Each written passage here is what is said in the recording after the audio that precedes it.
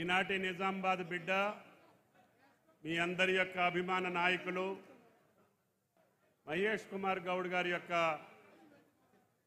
రాష్ట్ర అధ్యక్షులుగా నియమించబడ్డ తర్వాత మొట్టమొదటిసారిగా ఈ జిల్లాలో అడుగుపెట్టినప్పుడు మీ ఆనందోత్సవాలతోటి కాంగ్రెస్ పార్టీ యావత్తు ఆయనకి స్వాగతం పలికి గత 30 సంవత్సరాలుగా నిబద్ధతతోటి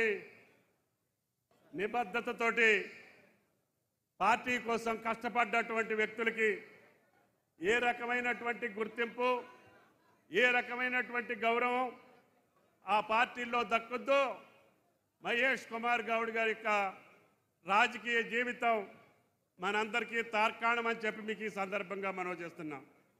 విద్యార్థి నాయకుడి దగ్గర నుంచి అదేవిధంగా యువజన కాంగ్రెస్ నాయకుడిగా అనేక పదవుల్లో రాణించి సమన్వయం చేసుకుంటూ అధికారం ఉన్నా లేకపోయినా కాంగ్రెస్ పార్టీ నియమావళి కట్టుబడి కాంగ్రెస్ పార్టీకి సహకరించి కాంగ్రెస్ పార్టీ అభివృద్ధి కోసం కాంగ్రెస్ పార్టీని అధికారంలోకి తీసుకురావడం కోసం ఎన్ని అవకాశాలు జారవిడుచుకున్నా మొక్కవోని ధైర్యంతో ఆయన పార్టీ కోసం కష్టపడ్డటువంటి తీరు ఈనాడు పార్టీలోకి అధికారంలోకి తీసుకురావడం కోసం ఆనాటి పిసిసి అధ్యక్షులుగా ఉన్నటువంటి రేవంత్ రెడ్డి గారి నాయకత్వాన వర్కింగ్ ప్రెసిడెంట్గా ఉండి ఎన్నికల్ని సమన్వయం చేసి రాష్ట్రంలో కాంగ్రెస్ పార్టీని అధికారంలోకి తీసుకురావడానికి ప్రధాన భూమికని పోషించినటువంటి మహేష్ కుమార్ గౌడ్ గారికి కాంగ్రెస్ పార్టీ అగ్రనాయకురాలు సోనియా గాంధీ గారి యొక్క ఆశీస్సులతోటి రాహుల్ గాంధీ గారు ఖర్గే గారు ఆయన గారిని ఈరోజు రాష్ట్ర రథసారథిగా నియమించారు అనంటే భవిష్యత్తులో కాంగ్రెస్ పార్టీకి ఇంకా ఉజ్వలమైనటువంటి భవిష్యత్తు ఉండాలి.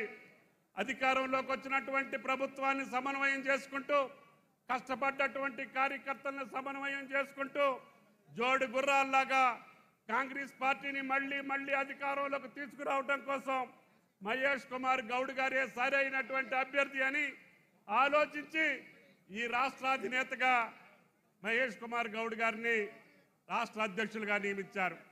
ఆయన యొక్క ఆదేశానుసారం రాష్ట్ర ప్రభుత్వం పార్టీ నియమావళికి అనుగుణంగా పార్టీ అగ్రనాయకత్వం ఇచ్చినటువంటి మాటలను తూచా తప్పకుండా అమలు చేస్తూ తెలంగాణ ప్రజల యొక్క ఆలోచనలకు అనుగుణంగా అవసరాలకు అనుగుణంగా అధికారంలోకి వచ్చేటప్పుడు మనం రాష్ట్ర ప్రజలకు ఏం చెప్పామో వాటిని పూర్తి చేసుకుంటూనే కాంగ్రెస్ పార్టీని బలోపేతం చేసి ఒక తిరుగులేని శక్తిగా తెలంగాణలో కాంగ్రెస్ పార్టీని నిలపడం కోసం మహేష్ కుమార్ గౌడ్ గారికి ఈ రాష్ట్ర ప్రజలందరూ కాంగ్రెస్ పార్టీ కార్యకర్తలందరూ ఆయనకి శక్తినివ్వాలని చెప్పి ఈ సందర్భంగా విజ్ఞప్తి చేస్తూ రైతాంగ జిల్లా అయినటువంటి నిజామాబాద్ జిల్లాకి ఈనాడు కాంగ్రెస్ ప్రభుత్వం అత్యధిక ప్రాధాన్యత రైతాంగ లోకానికి ఇచ్చింది. ఆ రైతాంగ లోకానికి ఇచ్చినటువంటి మాటలు నిలుపుకోవటం కోసం ఛిద్రమైనటువంటి ఆర్థిక వ్యవస్థని సరిదిద్దుకుంటూనే ఇచ్చినటువంటి మాట నిలుపుకోవటం కోసం ఈ 10 నెలల్లోనే 25,000 కోట్లు రైతన్నల ఖాతాల్లోకి జమ చేశాం. ఇంకా 25,000 కోట్లు మీ ఖాతాల్లోకి రావాల్సిన అవసరం ఉంది. గత ప్రభుత్వం ఎగవేసినటువంటి రైతు బంధును కూడా 7,600 కోట్లు మీ ఖాతాల్లో జమ చేశాం.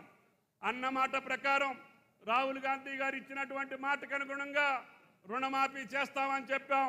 ఇప్పటికి 22 లక్షల మంది ఖాతాల్లో 18,000 కోట్లు వేసాం.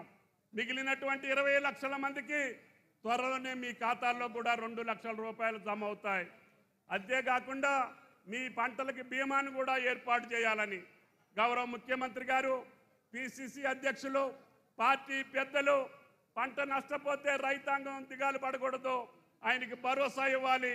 రాష్ట్ర రైతాంగం యొక్క మొత్తం ప్రీమియం రాష్ట్ర ప్రభుత్వమే భరాయించి ప్రతి ఎకరానికి ప్రతి పంటకి కూడా పంటల బీమాని చేయాలని ఈ రాష్ట్ర ప్రభుత్వం ముందుకెళ్తుంది.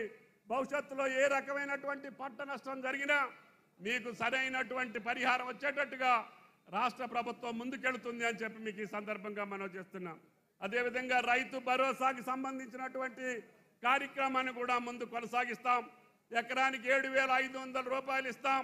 రుణమాఫీ పూర్తయిన తర్వాత రైతు భరోసాని ప్రారంభిస్తాం, పంటల బీమాని కొనసాగిస్తాం, రైతు బీమాని కూడా కొనసాగిస్తున్నాం.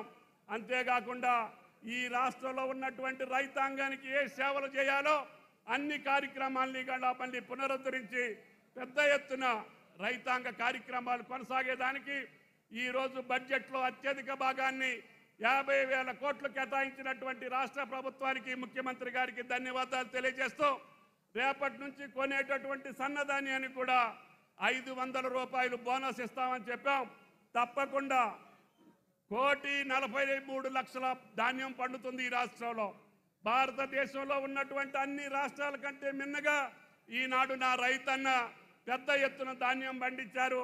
ఇది భారతదేశంలోనే అత్యధిక దిగుబడి అని చెప్పి మీకు ఈ సందర్భంగా మనం చేస్తున్నాం. మీరు ఎన్ని సన్నాలు పండించినా తప్పకుండా 500 రూపాయలు బోనస్ ఇచ్చి మీ ధాన్యాన్ని కొనటానికి రాష్ట్ర ప్రభుత్వం, రేవంత్ రెడ్డి గారి ప్రభుత్వం సిద్ధంగా ఉంది అని చెప్పి మీకు ఈ సందర్భంగా మనం చేస్తున్నాం. కాబట్టి రైతాంగం ఆయిల్ ఫామ్కి సంబంధించి కూడా ఈరోజు తెలంగాణలో అన్ని జిల్లాల్లో కూడా రైతాంగం ముందుకు వచ్చింది. మన జిల్లాలో కూడా వేసుకున్నారు. మీ పంట కూడా చేతికొస్తుంది. త్వరలోనే అన్ని జిల్లాల్లో కూడా ఆయిల్ ఫామ్ ఫ్యాక్టరీలు ఏర్పాటు చేసి నిన్ననే కేంద్ర ప్రభుత్వం మీద ఒత్తిడి తీసుకొచ్చి ఇంపోర్ట్ ట్యాక్సీ పెంచి టన్నుకు 17,000 రూపాయలు చేశాం.